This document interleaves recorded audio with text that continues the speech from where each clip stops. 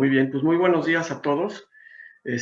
Quiero darle las gracias otra vez a Silvia por siempre estar coordinando todo esto muy eficientemente y a Francisco por esta gran iniciativa. Y sin más preámbulos, voy a iniciar la charla. Quiero empezar por decirles en qué va a continuar, en qué va a consistir, perdón, déjenme ver que no está arrancado. Ya.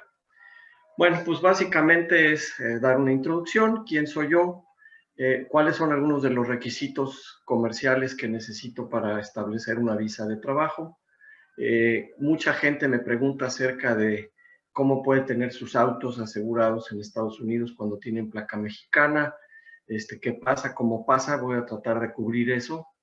También una pregunta que siempre pone en duda a los interesados es que ¿por qué se hace la necesidad o se da la necesidad de contratar seguros cuando todavía no están operando, cuando todavía no están vendiendo sus productos o otorgando sus servicios?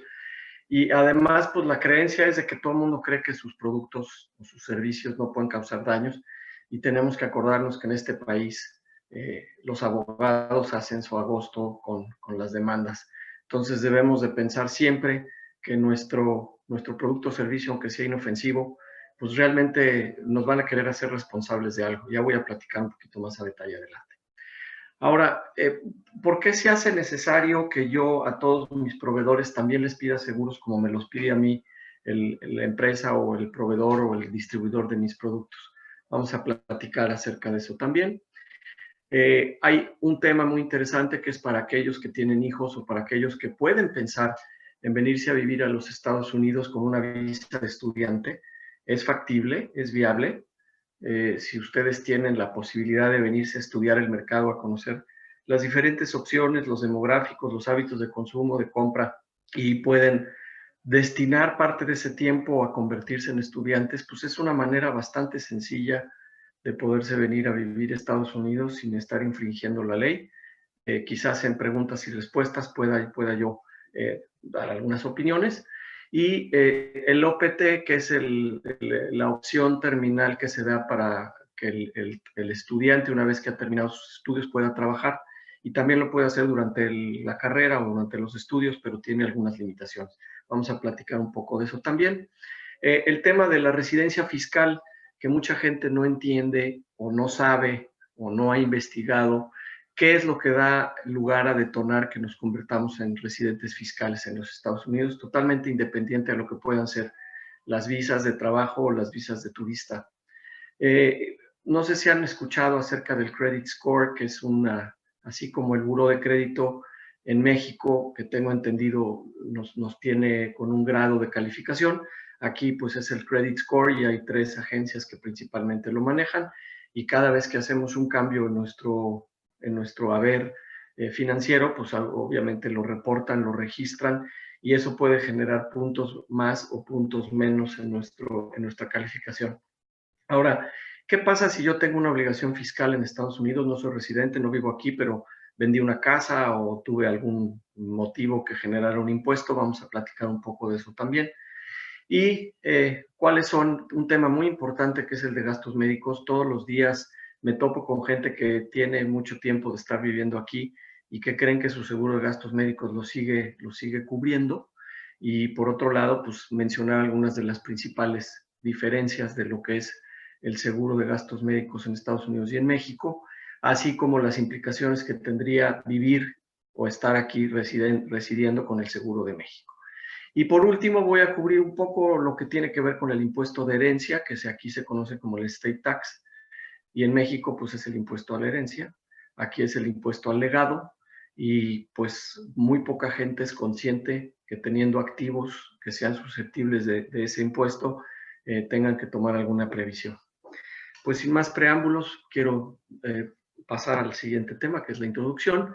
Y quiero pues nuevamente agradecer a ABC Global Group, a Francisco, a Silvia, a todas las personas que colaboran con ellos, a ser parte de este increíble ejercicio de capacitación, que lo veo como muy innovador y sobre todo que tiene un valor muy importante para aquellos que de veras estén listos, sean capaces y estén dispuestos a dar ese paso. Y no hablo de venirse a vivir para acá, sino hablo de iniciar operaciones, ventas, servicios en Estados Unidos. Por otro lado, pues tengo 15 años de participar en seminarios, de haber sido, soy un miembro activo de la Asociación de Empresarios Mexicanos. Hemos dado muchísimos seminarios, muchísimas pláticas, cómo hacer negocios, presentar contador, el agente de seguros, el de bienes raíces, en fin, todo tipo de especialidades. Y como que esta pinza nueva que ha agregado Francisco a este concepto de estos seminarios, que son con herramientas, con conocimiento, con capacitación, pues yo creo que tienen una forma muy efectiva de ayudarlos, porque no solamente los vamos a motivar, sino que creo que les vamos a dar las herramientas y los vamos a capacitar. Y esto, pues obviamente, habrá muchos que van a seguir el ejemplo de Francisco. Yo creo que ya lo mencioné, pero quiero hacer hincapié en que me parece que es como cuando vamos a celebrar el 16 de septiembre, o en Estados Unidos el 4th of July, que vemos los fuegos artificiales y se ve padrísimo, y son 5 minutos de ruido, colores, formaciones y demás, pero se termina el evento, se acaban los cohetes, los fuegos artificiales, y pues quedan pocos recuerdos y algunos sonidos y eso, pero lo que está haciendo este curso, yo creo que es dejarles marcado el camino a seguir, y sobre todo que creo que les ha dado la manera de poder estar en contacto con nosotros, los que hemos participado con mucho gusto en este ejercicio, y pues abrimos las puertas para que cuando lo necesiten se pongan en contacto con nosotros. Es un poco redundante, pero pues nos están dando elementos para estar listos e implementar todo lo que se ha aprendido. Y para concluir con la introducción, quiero felicitarlos, especialmente a ustedes, por destinar este tiempo. Parece un seminario muy largo, pero yo creo que va a ser mucho más corto que si se vienen a aprender ustedes solos. Ricardo, ¿te trabó tu video? ¿No te escuchamos? A ver.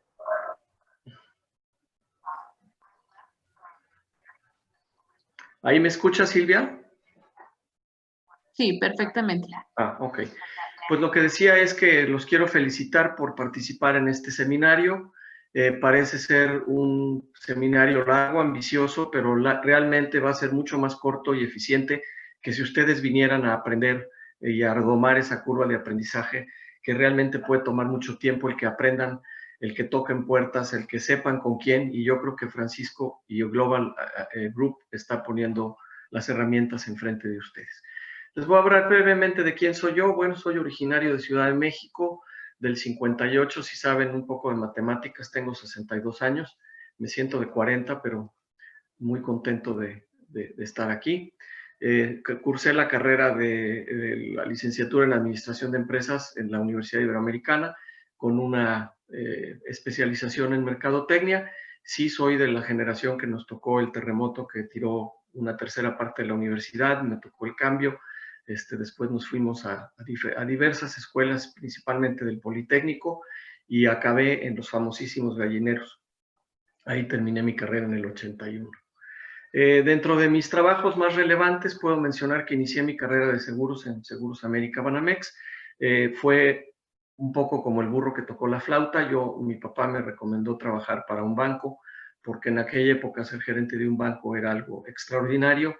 Y cuando fui a buscar a Banamex para trabajar con ellos y lograr una posición de esa naturaleza, me dijeron que ese programa ya se había acabado, pero que tenían una empresa hermana que se llamaba Seguros América Banamex, y que ahí estaban contratando gente. Y sí me contrataron como ejecutivo 148, de los que trabajábamos casi en el sótano de la nómina, pero muy contento de haber tenido esa oportunidad, y mi crecimiento fue muy positivo y yo creo que muy rápido, y por eso sigo desde hace pues más de 38 años en este negocio. Después trabajé en Seguros Monterrey, lo que hoy es Monterrey New York Life, y posteriormente fui invitado a trabajar al corredor de seguros más importante de México, que en su época se llamaba Brockman & Shue y hoy se llama Marsh Brockman & Shue. En el año del 90, el que fue mi jefe en Brockman y yo nos asociamos, nos juntamos para fundar un corredor de seguros que se llamó Codiza. Después se convirtió en Codiza Nelson Hurst cuando hubo una inversión por parte de un corredor inglés, el cual se acercó con nosotros y compró una parte del negocio. Ellos después fueron adquiridos por un grupo sudafricano de nombre Price Forbes, y todos nos convertimos en Alexander Forbes.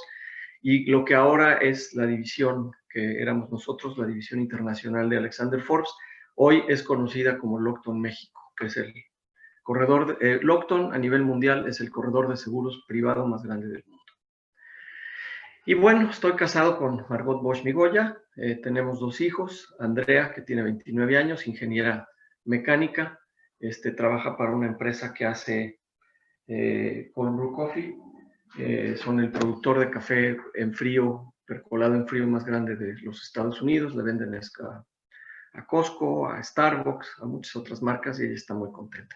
Y Ricardo, ingeniero civil, 27 años, se tomó la decisión de irse a experimentar 1 año en Australia, ya lo cumplió y va por el segundo y pues yo temo que no quiere regresar, pero bueno, pues les damos alas para que vuelen y yo creo que ese es un objetivo muy importante que me da gusto que lo hayan podido culminar. En el 2006 nos venimos a vivir a San Antonio y yo voy a resumir que mi trabajo es operar en ambos lados de la frontera. Soy agente de seguros en México, tengo una asociación estratégica con Chávez y Asociados, están ahí en México, en Santa Fe, y aquí pues soy el presidente de DRIS, que es del Río Insurance Services, y estoy aquí en Texas y tengo licencias para operar para seguros de vida en Texas, California, Florida, Nueva York y Colorado. Y pues, en fin, llevamos 15 años muy felices de vivir aquí. Y uno de los enfoques principales de mi negocio, aparte del tema de responsabilidad civil, es utilizar el seguro de vida como instrumento de financiamiento. En México usamos el seguro de vida pues para dejarle recursos a la viuda y aquí se utiliza para muchas otras cosas, como pueden ser compra-venta de acciones entre socios, igualar herencias, hombre clave, financiamiento o fondeo a un fideicomiso para personas con necesidades especiales. En fin, si alguien tiene interés, con mucho gusto puedo compartir un video, puedo compartir una presentación en PowerPoint o cualquier charla que quieran ustedes tener, me dará muchísimo gusto ampliarles un poco el escenario. Pues entrando ya en materia ahora sí de los mitos y realidades, ¿por qué es necesario que rente yo una propiedad? Como mi abogado ya me dijo que si quiero poner un negocio tengo que tener una propiedad en renta, una propiedad donde pueda yo atender al público, donde pueda tener yo mis oficinas o lo que sea necesario para mi negocio. ¿Qué es lo que pasa? ¿Cómo funciona? Pues es que realmente si yo voy a poner un negocio, tengo que demostrar que estoy invirtiendo en tener una infraestructura y eso normalmente nos lleva a contratar un espacio comercial, unas oficinas o un local en donde pueda yo recibir al público. ¿Cómo funcionan? Y aquí es donde empiezan los mitos y realidades. ¿Cómo funcionan los contratos de arrendamiento, sobre todo en locales comerciales o en oficinas? A diferencia de México, los locales comerciales ofrecen muchas ventajas al inquilino, al que les va a rentar el local, pero los contratos generalmente son a un plazo de 5 años. Entonces, estos 5 años pues, representan un compromiso tanto del que va a rentar, el inquilino, como para el que te está rentando, el landlord o el casero. Y entonces el casero generalmente te dice, pues yo te dejo rentar mi local, este es el precio, las condiciones son estas, me vas a pagar tanto, dime cuánto te vas a tardar en acomodar, en acondicionar el local para iniciar tu negocio y tú pues, haciendo una función muy estricta con todos tus asesores, te dicen que necesitas 4 meses o 6 meses o 8 meses, el tiempo que sea necesario para construir el interior, para hacer los patios, todo lo que tengas tú que hacer dentro del local, si es un restaurante para construir, equipar la cocina, poner las trampas de grasa, en fin, todo aquello que requieras para poder abrir la puerta y dar servicio. Y entonces el casero generalmente lo que te dice es, ok, estos 4, 6, 8, 10 meses o los meses que tú le digas, te puedes quedar con el local, aquí están las llaves, tú me empiezas a pagar renta, vamos a decir que son 4 meses, estarías pagando renta a partir del 1 de marzo del 2021. Y te entregan las llaves. ¿Qué es lo que pasa después? Esas son parte de las facilidades que nos da y sobre todo pues que el tener el local sin abrir, sin pagar renta y trabajándolo pues es muy importante para nuestra economía. Y primer mito y realidad, pues fíjense que ya hice mi business plan, ya presenté en la embajada mis documentos, ya me lo aprobaron y entonces regreso con el casero y le digo, señor, pues le agradezco mucho, pero fíjese que ya me aprobaron mi visa y ya no voy a rentar el local, así que pues le agradezco mucho sus atenciones y nos damos la vuelta y lo dejamos ahora sí que como novia de pueblo, vestido y alborotado. ¿Qué es lo que eso está trayendo como consecuencias?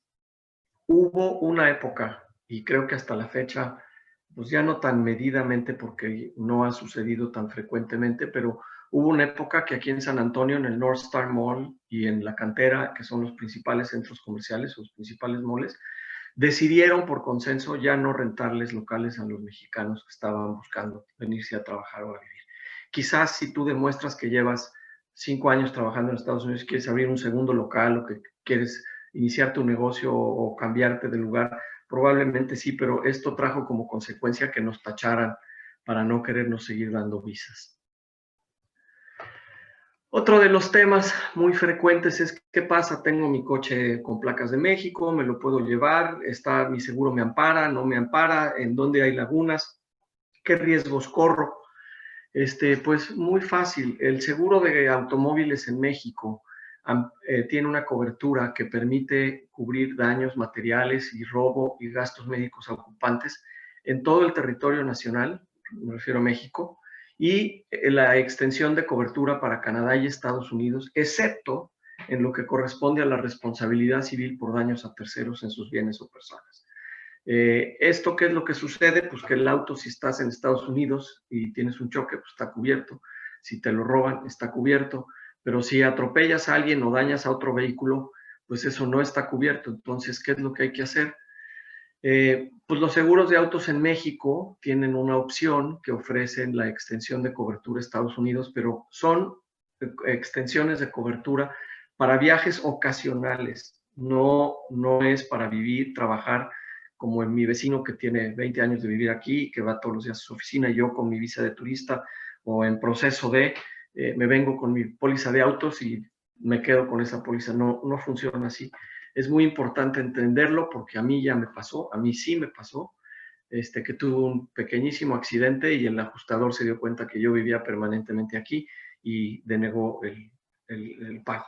Lo pude resolucionar, pero pues como agente productor de esa compañía de seguros tuve que hablar con el presidente y demás.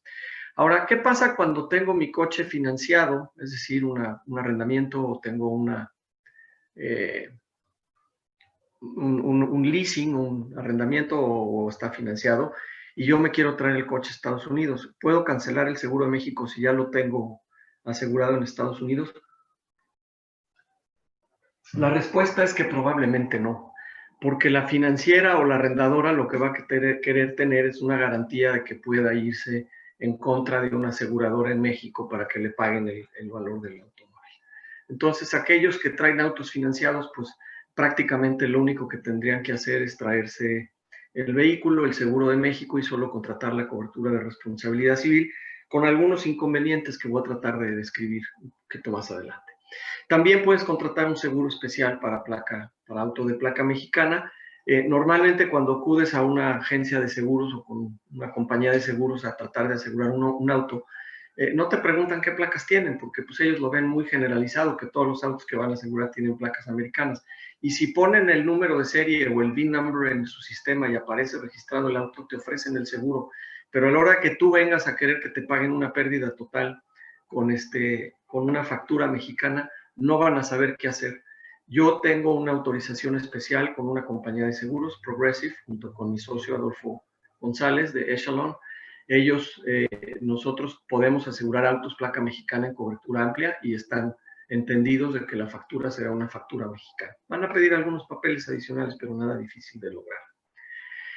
Y entonces, pues si tengo mi auto asegurado con la póliza de México, tengo un accidente, ¿cómo puedo hacer la reclamación? Pues hablar a mi compañía y mi compañía de seguros lo que va a decir es, me va a decir, oye, pues sí, pero tráeme el auto a la frontera y de ahí te pasas a Nuevo Laredo o a Brownsville, dependiendo de dónde estés, y ahí te mando a un centro de evaluación y ahí del centro de evaluación se hace un presupuesto y de ahí te asignamos un taller y de ahí, y de ahí, y de ahí. Y en fin, como ustedes saben, el tema de las reclamaciones de autos en México es complejo.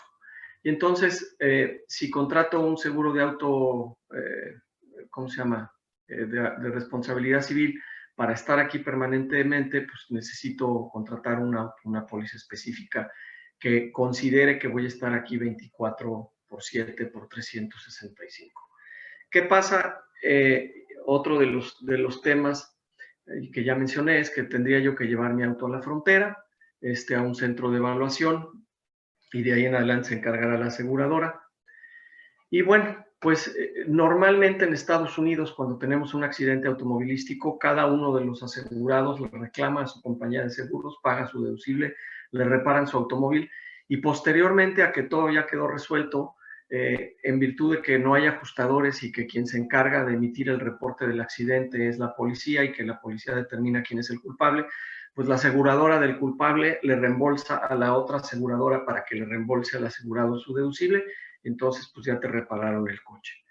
Cuando pretendemos que nos reparen el coche el otro porque creemos o decimos o sabemos que el otro fue el responsable, se torna muy complicado porque van a hacer varias entrevistas para preguntarte por qué estás pidiendo que te lo reparen ellos, en fin, y van a pedirte evidencia de que tenías el coche asegurado, en fin, es bastante complejo. Entonces, si ustedes están dispuestos a pagar su deducible y que después del resultado de lo que la policía diga, que es muy rápido, recuperen ustedes el deducible una vez que se hayan hecho todos los ajustes, pues adelante. Si ustedes quieren que se los reparen, va a ser un poco más tortuoso el camino.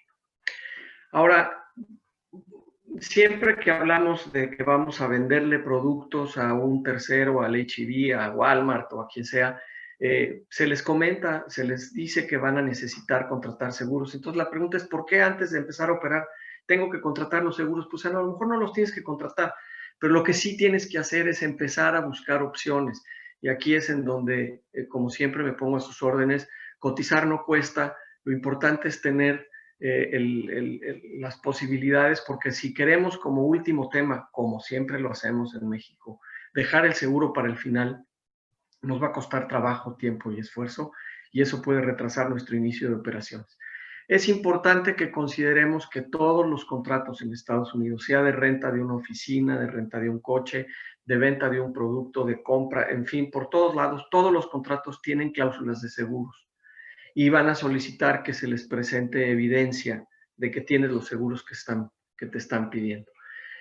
No es como ir a Walmart para contratar un seguro y buscar en algún estante o en algún pasillo el seguro que estás buscando. Hay todo un proceso de suscripción integral que requiere de tiempo, información, llenar cuestionarios.